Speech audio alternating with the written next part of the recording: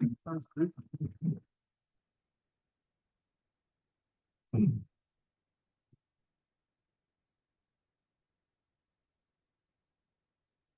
Oh, so.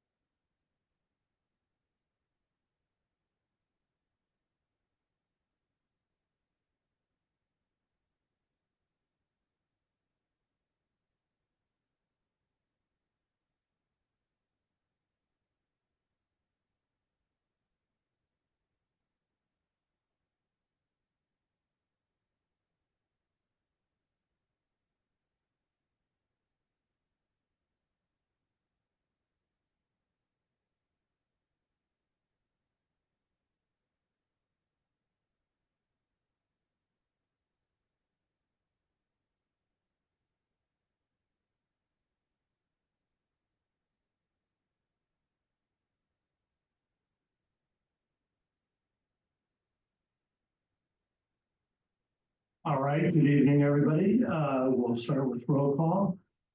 Alan Pointer. Rob Ward. Adam Haynes. Mark Crouch. Tom Miller, James Carlisle. All right, all are present. Tonight is a workshop. The purpose behind the workshop is so we can get enough information to handle the regular council meeting. This is simply, we don't make decisions in workshops, although we might direct the city manager to provide further information or go a certain direction. And we will go ahead and start it off with item number 4A, which is the franchise agreements with Ziply and Tow Company. Thank you. I reached out to the city attorney about the tow company issue. And what he gave us back was this, so I'm going to read his response.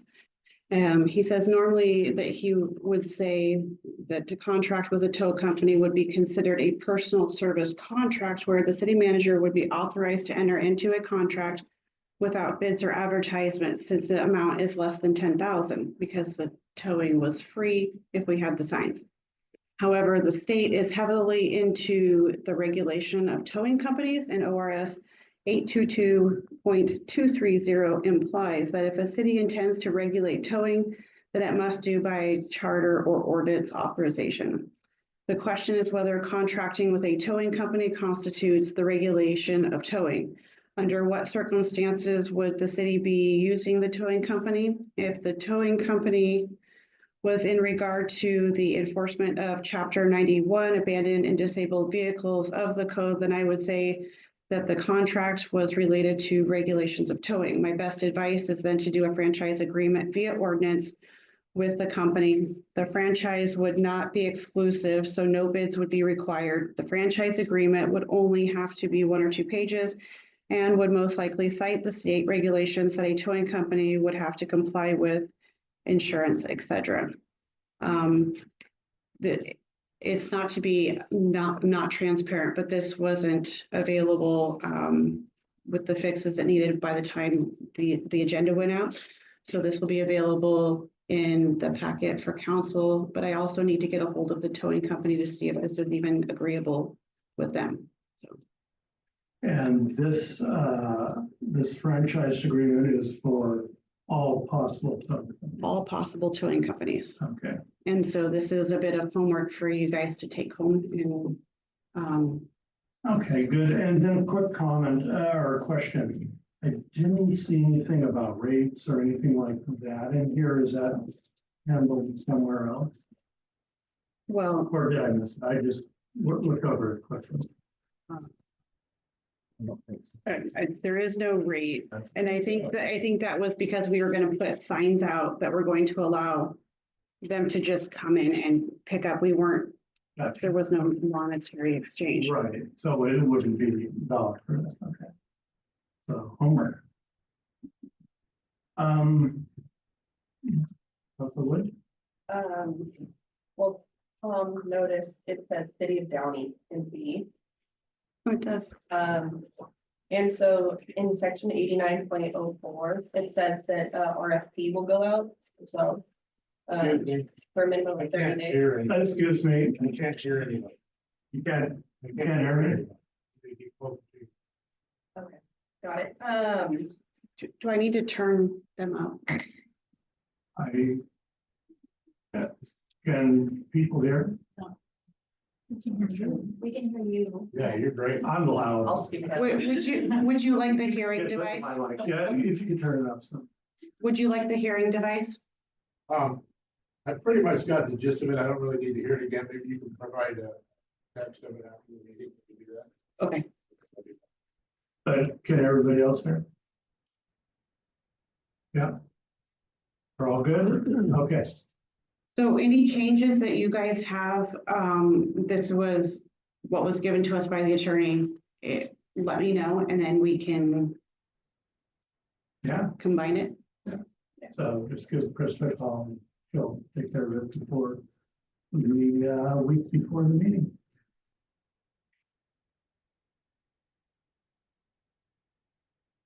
Good deal. Does any other counselors have any questions at this point in time? You said this will be in the packet for the next meeting and available to the public. Correct.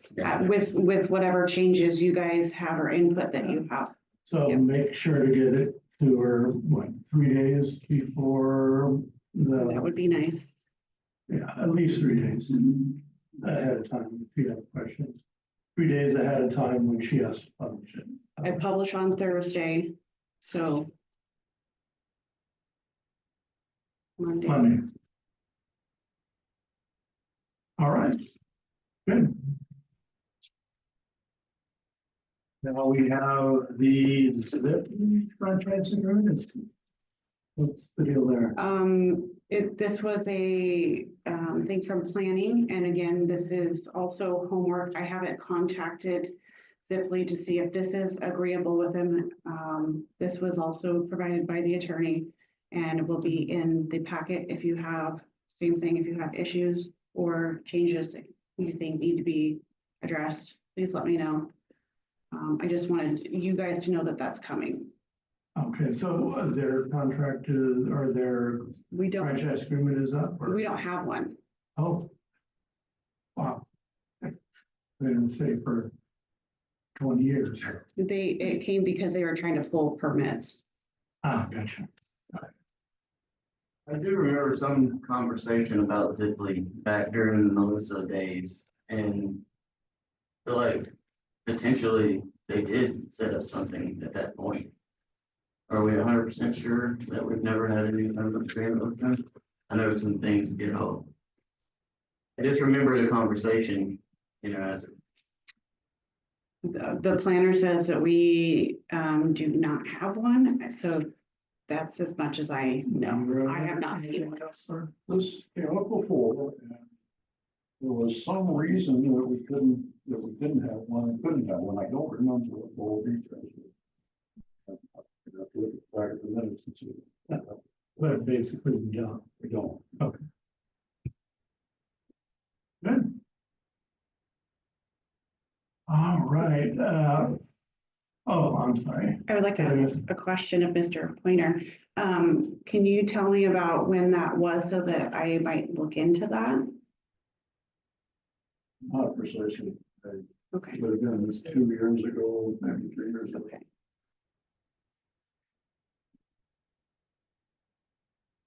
22-291, the ordinance.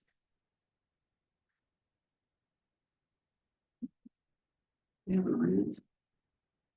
We just looked it up on the website, so 22-299 in ordinance specifically. An ordinance with Ziply. Okay. To that 299. 299. 299. Okay.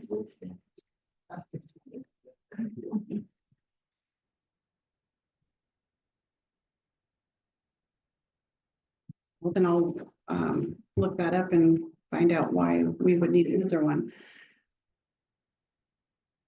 27. Okay, 299. 2299. Thank you for that.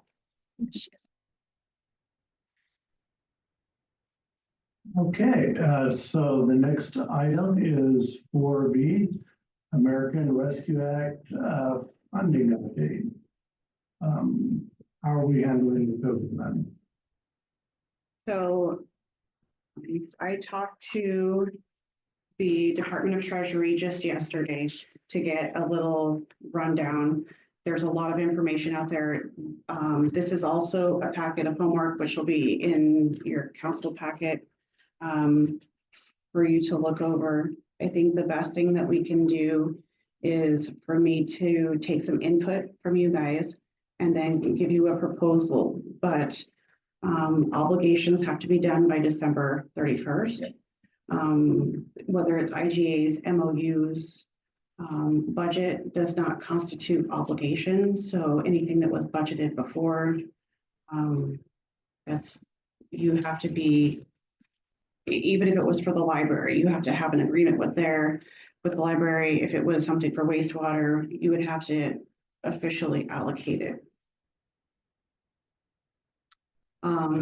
The good thing is that there is a lot of latitude, a lot of the things that we've been discussing on how to fund, whether it be code enforcement, whether it be law enforcement, whether it be building maintenance, staffing, all of those things can be covered, as well as, helping people get properties cleaned up and things.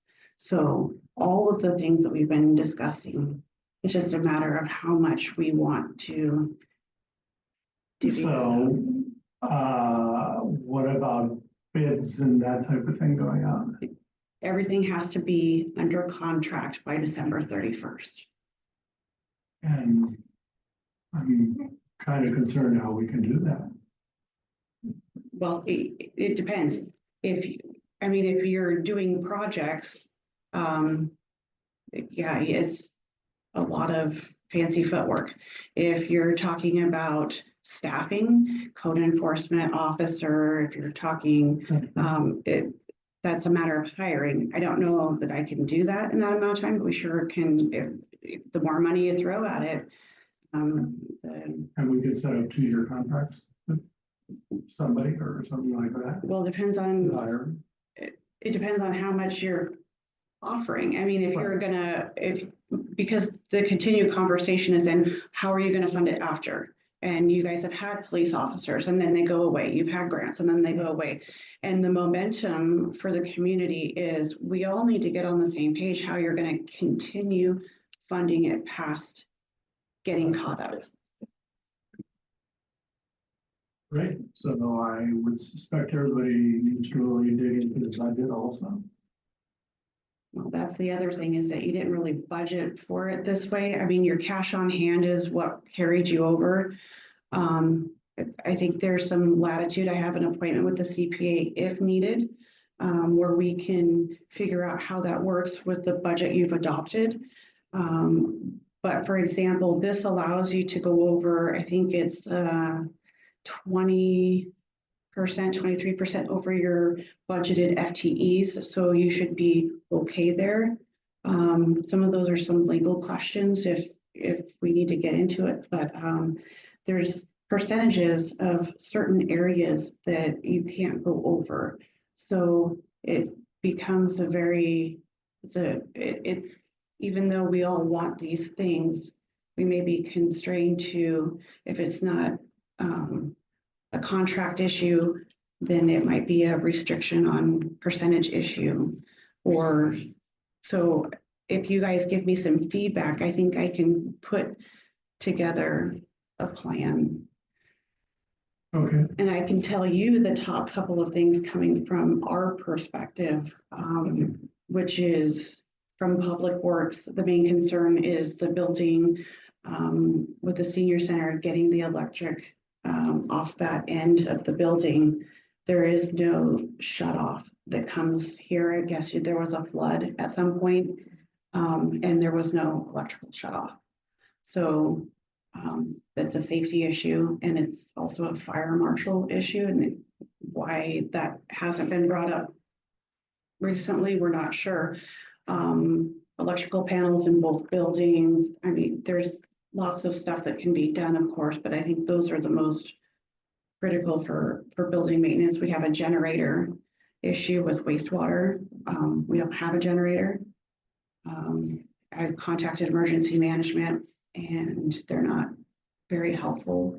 So I think we're just gonna have to take care of that. We could use money that's already in the budget for that instead of using COVID funds, but I'm just telling you the needs.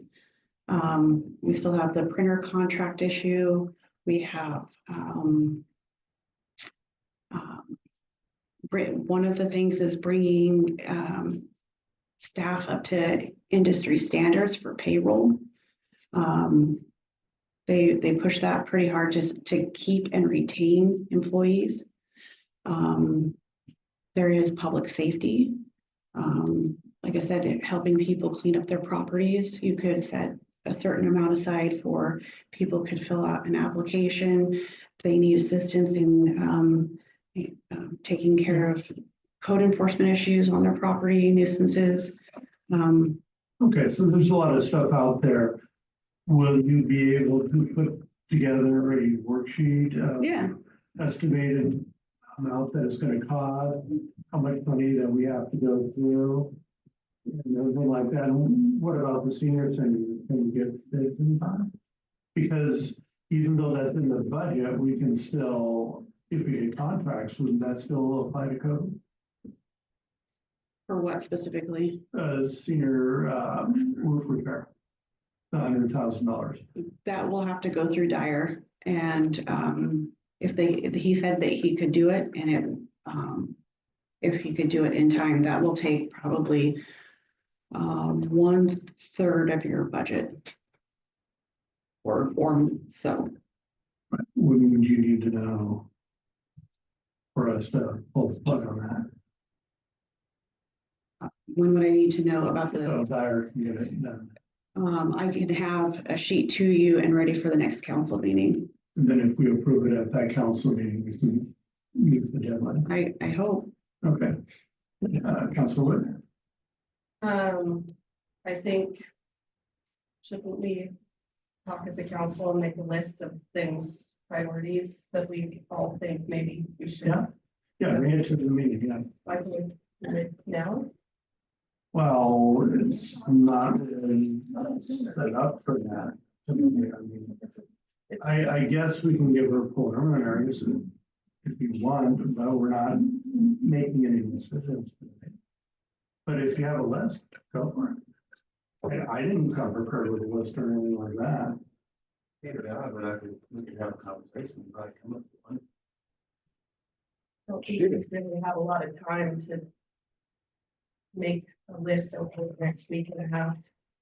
To make another list I think we could all come with a general consensus of maybe some priorities for the community and direct Krista to at least, not the director, but for the next meeting, we have more. I just don't have numbers. I don't have amounts that everything's being spent on. I mean, but we can go ahead and start something. If you want. I don't know. You can't wait till the meeting. No comments. I'm telling you. you can't wait till No, the meeting. no comments. It's a workshop. It's a workshop. So. I'd like to work on a list right now if it's agreeable. I think- Another council. I think you have about 376. And again, I have to get with the CPA and get exact numbers. And we said. Sounds like we discussed, a few things that she's recommended. One that I feel like most of us probably agree on is the roof on the senior center. Is that electrical and? As maintenance on the senior center seems to be one that I don't hear any argument No. on. No, I mean, we can, like you said, we can do it in general. And then, you know, for me, I know there have been some safety issues around City Hall and around the community that we wanted to address, be it, you know, blocking off some certain areas and, you know, just creating a safer environment that could cost a little bit of money. Anybody else got any thoughts?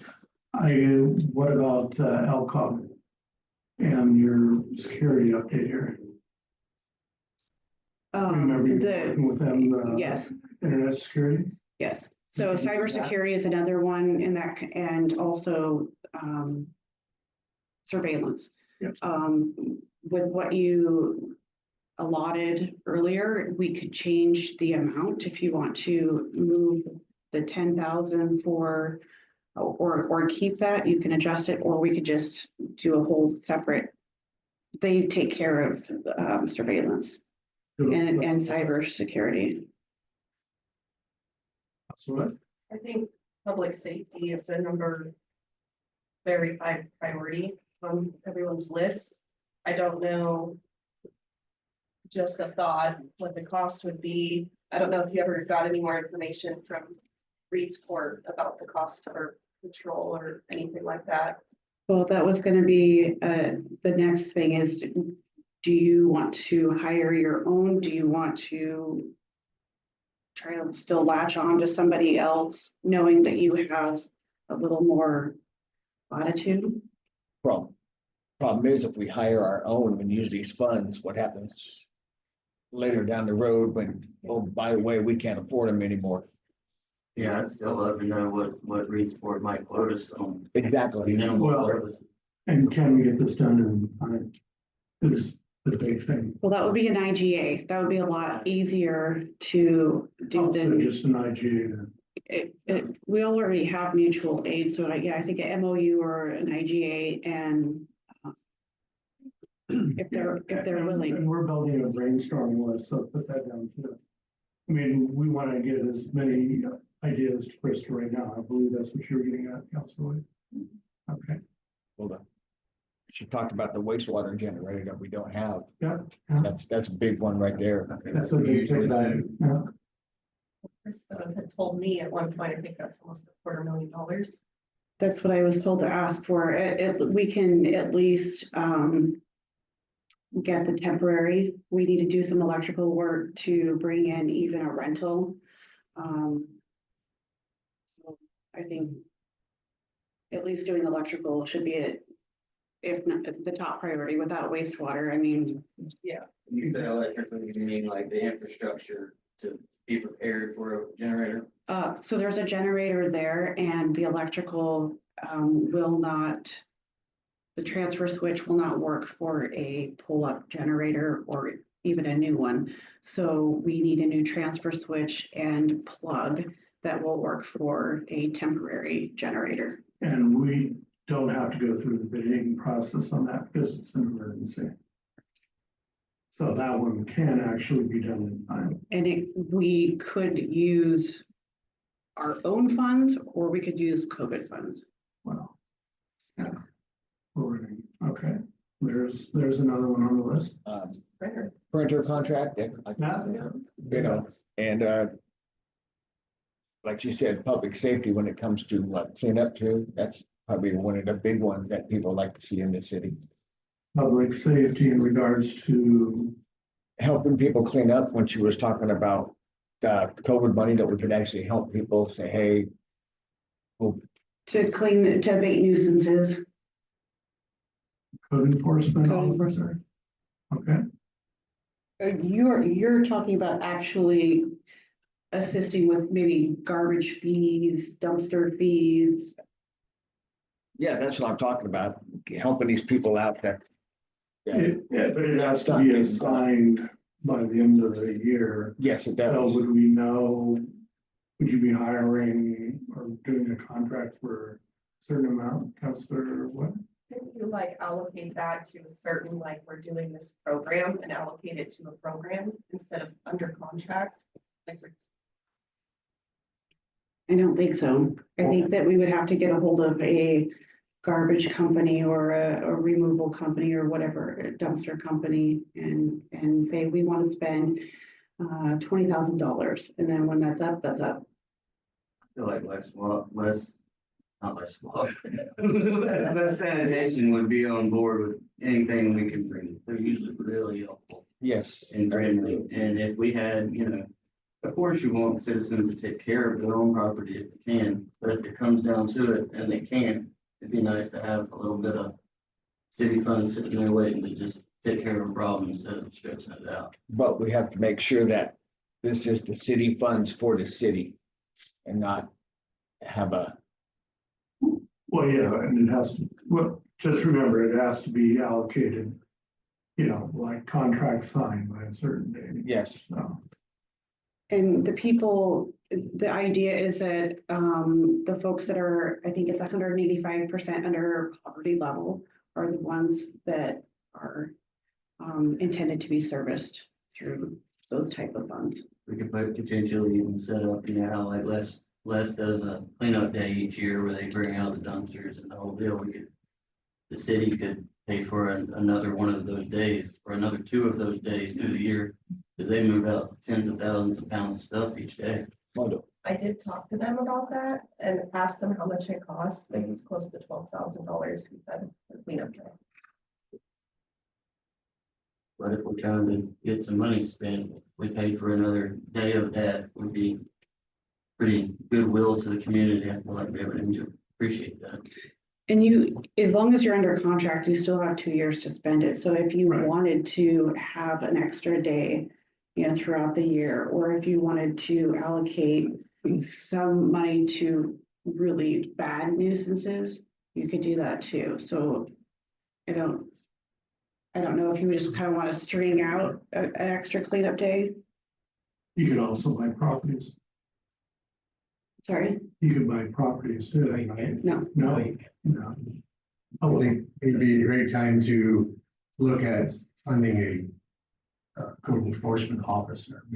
Yeah. Absolutely funding for 2 years at least. Yeah. And it'd be a lot done in 2 years, I believe. About 80,000, yeah. So, while people are thinking of other things, kind of this is what I would like to see for the meeting is an estimated cost of each of these items that we've mentioned. And how much money we actually have to spend in the budget. So we can, in a spreadsheet, so we can all look at it and play with it and get it all figured out. But any more ideas? I mean, this is good. So Council Wood first, Council Ward. It's more a question and a suggestion at the same time. These funds could be used for staff payroll. How do you allocate that in a manner other than budget? And what I have in mind is, and you say you spent funds after they were received on staff payroll? If it were me, I would not do that. The idea is to present premium pay, and we do not pay premium pay. The idea is to bring them up to industry standards so that you are keeping and retaining employees. You can pay $12 over base pay prior to COVID, up to a certain percentage, and it's in the book. And then, sorry, the question again. So maybe I'm misunderstanding some of the issues, but so the grant money came in and it was deposited into the general fund. And so now we have to spend the money that was deposited into that general fund or return it to the treasury. And either way you do that, if it's all new expenditures, by the time you've done that, we'll have spent 85 to 90% of the general fund reserves, and it'll be almost nothing.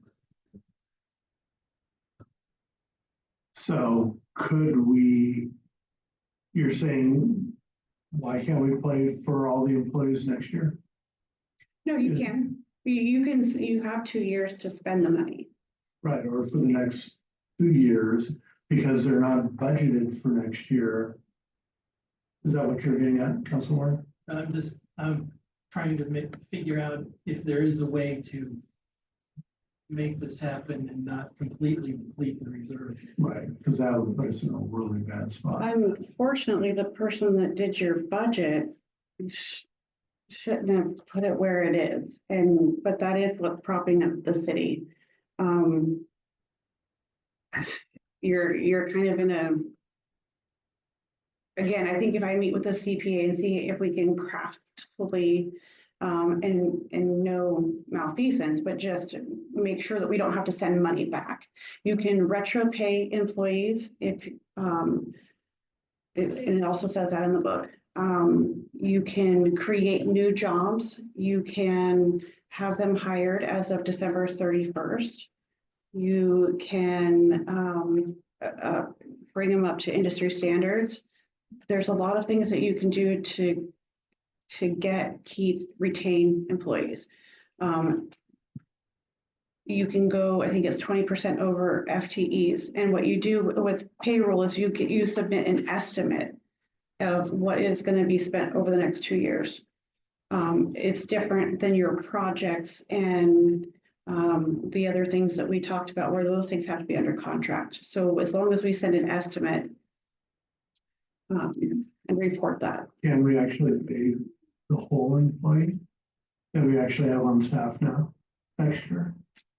Yeah, bringing them up to industry standards. So if you have an employee. Well, I'm talking about everything that we pay them.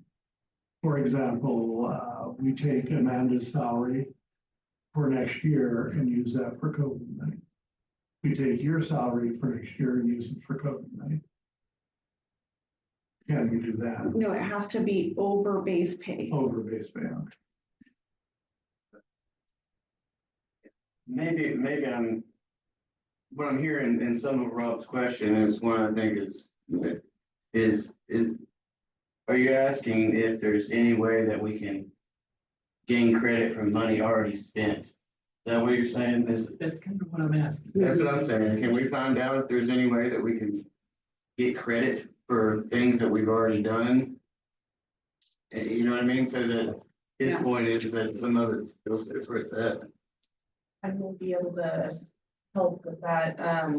When Melissa did the annual reports, she we spent it on wages.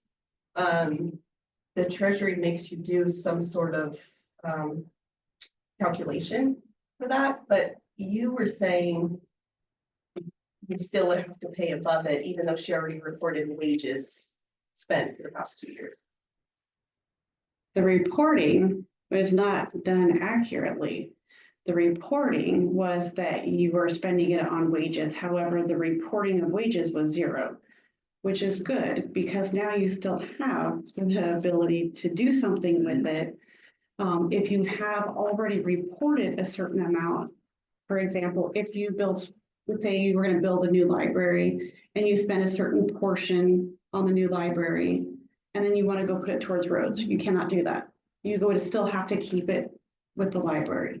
The fact that you haven't spent any money on any programs gives you flexibility. Now, can we take money that's already been spent?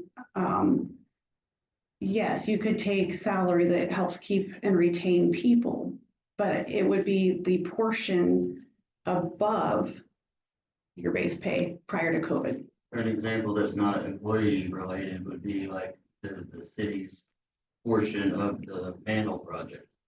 You know, that was, you know, things like that we've already done. Yes. Yep. And we can report that? Yes. Oh, so. Wastewater. Stuff that we're doing, Wastewater, transportation. Yep. so stuff that we're doing this year, we can report it. So should we have a conversation about that?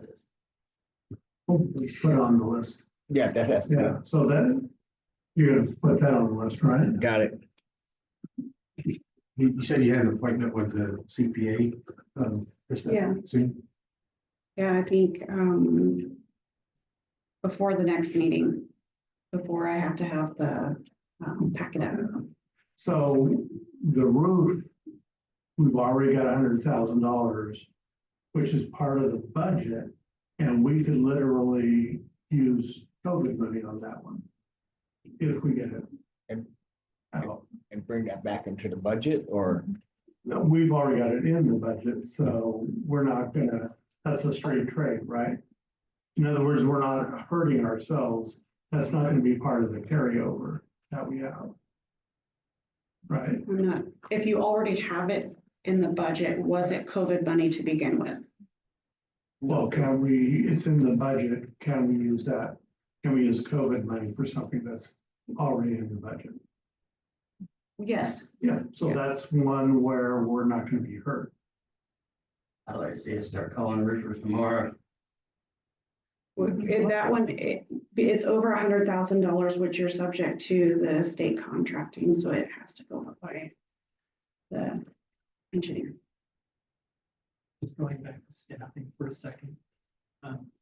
Can these funds also be used to train staff for skill sets that the city needs and doesn't have? Yes, Is that on the list? That's a good one. And well, on that same note, training for council and commissions and stuff as well. and supplies, so, iPads. So we stopped using paper. Nobody's a fan, okay, went over well. We're not,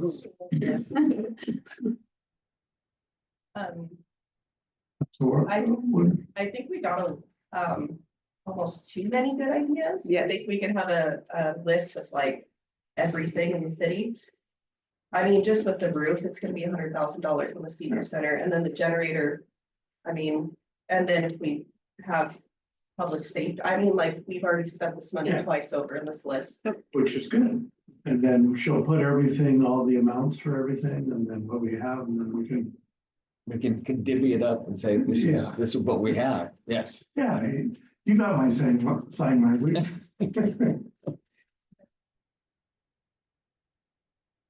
Are We there just other, have to- I'm sorry, go ahead. Counselor, William? Well, you should all read the document that we, explains a lot of this stuff. It does. It's long and tedious, but it's very good to be knowledgeable of it. Somebody else had a comment? We just have to make our priorities, start from the top and work to the bottom of the list and say, okay, this is what we need to stop. Right, but all the counselors and myself need to walk in to our next meeting when we discuss this and have our own list of priorities so we can, figure it, yeah, exactly, figure it out fairly, what is most important to you. It'll be easier to come up with the final list that way. Obviously, priority is super important, but what's also most important is what can we actually accomplish by December, or not get done, but get under contract. There may be some things that are high priorities that are just not possible. That would be another column in your worksheet, can be done or not. I mean, I won't know until, if I put out for a code enforcement officer.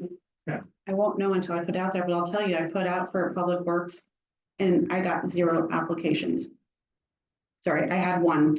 And when I put out for city clerk, without getting into HR issues, we are not attracting the people that we need to attract with the skill set. So it's a lot of training. And Amanda's done really good at just stepping in and figuring it out, but we need to be able to pay people to do the job. You have a huge vacuum when it comes to wastewater. There is a vacancy there that needs to be wastewater and public works. Is it a matter of money, It is definitely a matter of money. COVID money? Is there potential that we could pay someone to help us with some of this recruiting with that money? Because I know some of that takes a lot of staff time and expertise that we may not have in-house. So when I contacted, I think it was, Prothman for recruiting, and I said, when the person who is leaving that position, when he let me know, I asked how much it would cost for recruiting. And it was about $16,000. And the average pay for that position is between 80 and 120. That is, Counselor Wood. My only worry with like trying to hire a public works director with the COVID money is it's gonna run out. I mean, Yeah, to hire a public works director for, say, oh, maybe we could pay you for a year, you Well, know? anybody we hire, we're gonna have the same position. Do you know you have to have one and they have to be No, I mean, certified? but at this amount. And then we really can only afford this amount.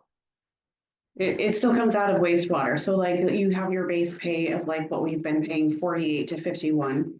If we're able to take a little bit of COVID money and go above and beyond to create an attractive position where you're paying 80 or 100 for 2 years, then again, we still have to be very dedicated going forward. How that is industry standard, how we're going to manage that. It is a much bigger conversation and one that I hadn't been a part of prior. I'm just trying to help bring it forward so that it's known that there is this huge hole there with public works. So if it's above and beyond your 48 to 51 is what the position is. If we're putting another 50, then you're getting somebody that is should be ready to go. Yeah, and we have no choice. It's gotta be there. We gotta hire somebody to fill that position. Correct? Correct, because if you aren't certified, then you got DEQ problems. Exactly. What is our, I'm sure that has some sort of cutoff date on putting somebody in that position. If they're- Well, I'm looking at putting a DRC in there right now that is just going to do that, keep us in compliance. Direct responsible.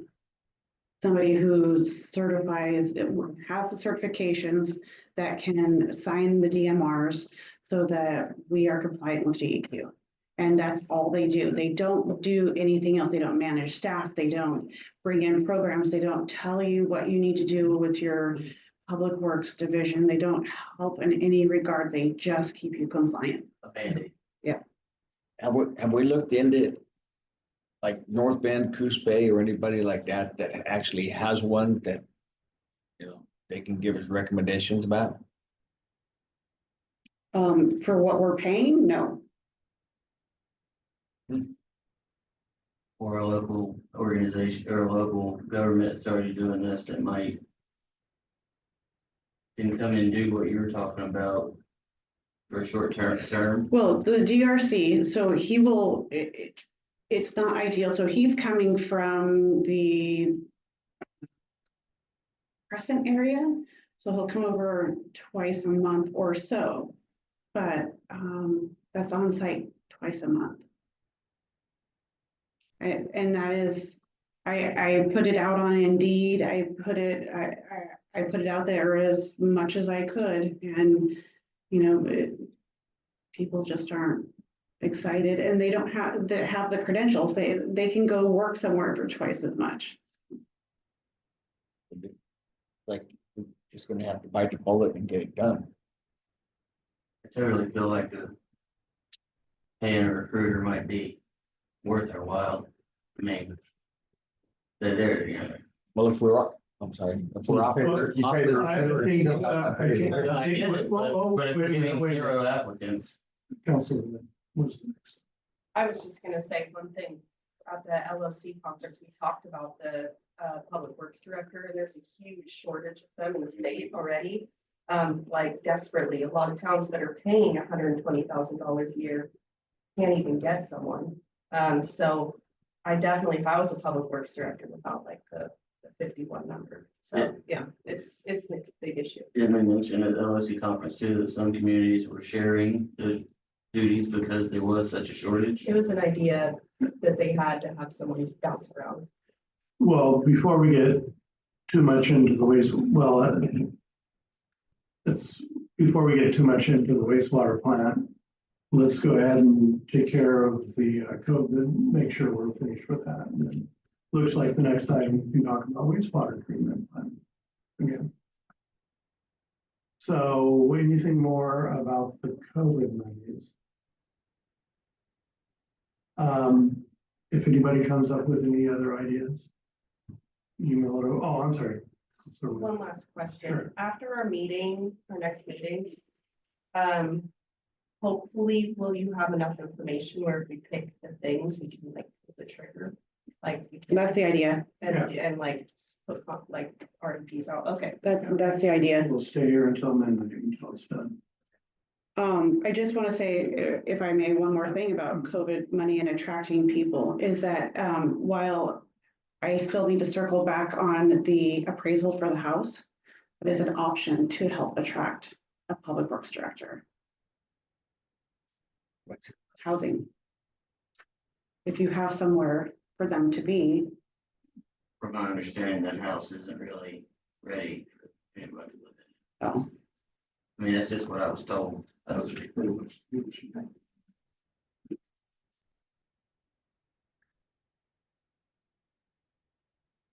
What would it take to make the house ready livable?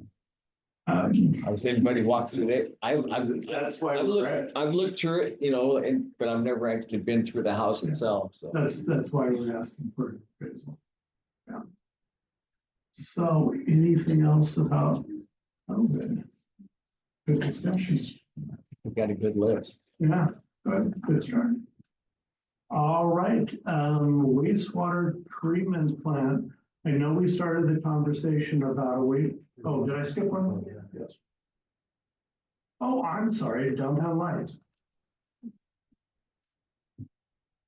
I don't think that there's really an update, that is needed here. Everything Okay. is moving forward and So it's moving forward. Yep. Okay, Yep. good. Well, that was. I think that it was put on here just as in case people didn't know that there's a form that you can fill out for things that you want done in the city. And that helps prevent us having to pull back what people are trying to do out there and understand why phone calls are being made, and it puts people all on the same page together. So if anybody in the community has projects that they would like to do like that, we have a form. Good. Any more discussion on that one? We're all good. Okay, number 4D, wastewater treatment plan. I know this is probably more of an update about what's going on, but I know we were discussing a wastewater treatment plant supervisor. Have we concluded that discussion? I guess so. We discussed that we absolutely need one. Yeah, exactly. All right. And we discussed how much it's gonna cost to bring one in. Right. So, we'll also talk about where the plan is at this point in time, right? You were gonna talk about that, right, Krista? Yeah, I thought you were, Mayor. Oh, am I? Okay. Well, it's moving along. From the last email I saw on that, it looks like we're almost done with TEQ. And correct me if I'm wrong on this, because I've seen a ton of those. We're gonna need more money. And they are, Business Oregon and Aaron are, working out the funding on that. And they've also got this form and that form that needs to be filled out, but they're working pretty good at it, and we probably should call in Aaron soon. For this, For the next next meeting. Yeah. Yeah. We'll call in Aaron, and he'll give us an update at where we're at. Always things happen as you go down the line. We put in a continuation. So the DAS and the HORS forms are off somewhere. And then there's that Lucas thing and, Oh, is the Lucas? Yeah. Oh, yeah. so there was a question, Aaron was asking whether I had the authorization to put those, to approve them to go out to bid. And the attorney, wrote back and said, asked what the council involvement had been up to this point and have, they talked about the project by consensus or resolution. If yes, then I would be authorized. Otherwise, because of the amount of the project, need to meet council authorization to sign any contract. So that's why he needs to be a part of the conversation at the next meeting. All right, so any questions from any of the counselors on that? All right, Nikki, you're up. Floodplain update. All right, this is purely informational. I thought it was something I wanted to just kind of bring the information that I learned at the conference was back to our planning commission. But I also wanted to kind of just brief council on it, just so we all kind of knew what was going on with the whole FEMA issue. So pull up the slides. An attorney that's working on one of the major court cases against FEMA did a presentation, a really, really good presentation on the flaws of FEMA's plan. And the consensus was that it is a major overreach of power by FEMA, and they're trying to regulate too much. So, What slide do you want it on? you can keep it on that one. Is that 14? Oh, that's good. 9. That's good, perfect. Yeah, so you can see that there's a lot of lawyer talk, but the bottom bullet is very important. So communities who decline to adopt the new standards will be removed from the NFIP, which is the National Floodplain Insurance Plan. And so the results are you'll no longer be insured. The community will not qualify for federal disaster assistance, and the community will not qualify for federal funding projects in the FEMA floodplain. One interesting thing is, I'm not going to bore you too much with the details, but to comply with the ESA, FEMA proposes that communities must ensure no net loss these floodplain functions. This means any development within the floodplain must avoid, minimize, or fully mitigate any negative environmental impacts. To meet these standards, communities in Oregon will have 4 pathways, or they call them PICMs, to choose from. And those are the 4 pathways right there. And so they sent out a model ordinance to all the cities. I don't know if the planning commission got to look at them, but they pretty much said, these are your options. And problem with that is the lawyer who spoke, there's some of the major concerns. I won't read them all to you. This is on LOC's website. It's really good information to read about it. But the problems with those PICMs, it's stricter environmental requirements, more detailed flood risk analysis, and longer approval times. With our already lacking planning department, this is going to be like a huge burden for them. Essentially, what she was saying, I think it might be 14. Here's the slide. Essentially what she's saying, FEMA said you need to make a decision by December or January 1st. She believes that the responses that are best suited for cities at this moment while they're going through the lawsuits against FEMA are somewhere here. Oh, okay, no, you're right. It's the one right above that. I'm sorry. Yeah, so these are different options that she listed for us. I believe that the planning commission should really look at this. I think the second and third one respond that you are considering your options, but do not believe that FEMA has authority to require implementation of the PICMs. And you can do a permit by permit habitat assessment. or the third option. There's a huge fight against this FEMA implementation, and she said that essentially FEMA will not be knocking down our door if we respond in this way.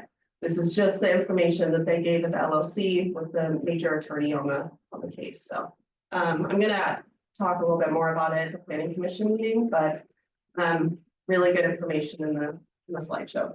In other words, I recommend you just don't accept it and move forward. Yeah, do not sign the model ordinance that FEMA has sent you because They're hoping that cities will just adopt it. But if enough cities respond with, nah, we're not ignoring you, but we disagree, then potentially they can get it. Well, and You it, said it was December that had to be accepted. January I think it's set for Okay, January well- 1st, the beginning of the year. That's what they're asking. Obviously, they don't understand how planning commissions work. You have to have a public meeting and 20-day wait, and it can happen. Yeah. So I this think has we- already come before the commission. This has come from before the commission. Yeah, and so what Krista was saying, is that the commission had wanted to go with one of the options on the ordinance, but I just wanted to bring this information to the planning Please commission, do. so. Yeah, thank you. Wow, okay. Councilor Ward, I just wanted to put a bug in your ears about this floodplain revision process when it does come up. Right now, our floodplain code is inside the land use code, which as the mayor was mentioning, you have to go through a long process with the state and the planning commission to make revisions to it. And when changes are required, usually FEMA comes in and says, here's what you need to do it. When we do make the changes, we might want to consider whether that code section should be left in the land use code, which is hard to revise, or whether it comes out in some other section of code that the council can amend when FEMA requires it. The city tried to do that in 2018 when FEMA mandated changes. And the city council passed an ordinance adopting FEMA's new requirements, but didn't amend the land use code. So we had two completely different sets of standards for a few years. So anyway, when we do go through this, we'll want to think about where it's best to put it.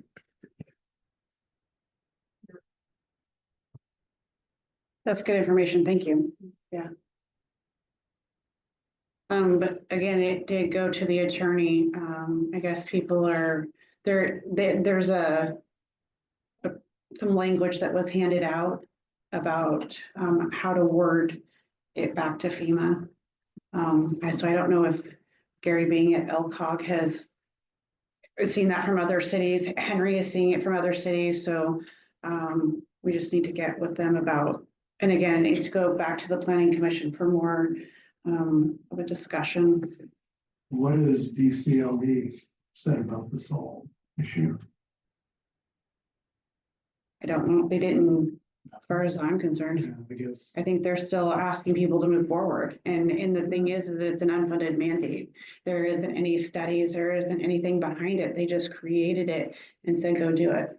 Yeah, this is in response to Okay, lawsuits filed against them.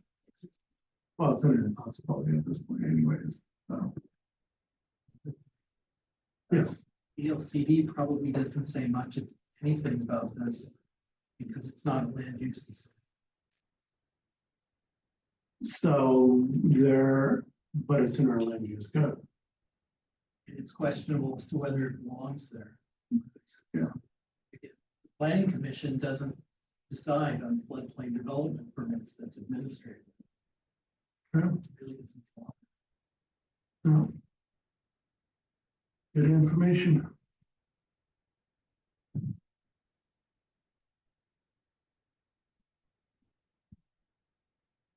All right, so, do you have anything else for us to be aware of with this next meeting coming up? I don't think I so. think this is gonna be Could be quite a bit. a late night. Also, the ordinances from months past, they are gonna go out this week. They are gonna make sure that they are noticed. So, we can finally be done with those ones that were happened in June. And did the planning commission notice properly? Yep, it's, Okay. the only issue, last month was that it was, the agenda went out on Monday and not on Thursday. Okay. So it will be a very long night. So well. All right, I will go ahead and adjourn the meeting until our November meeting. Thank you very much. It's a lot of information.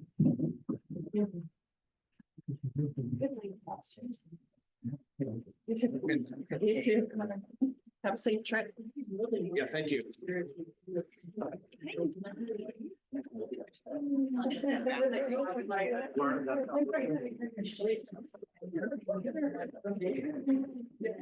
Need a bigger binder. Well, not all that stuff is supposed to go in that one. I carried it.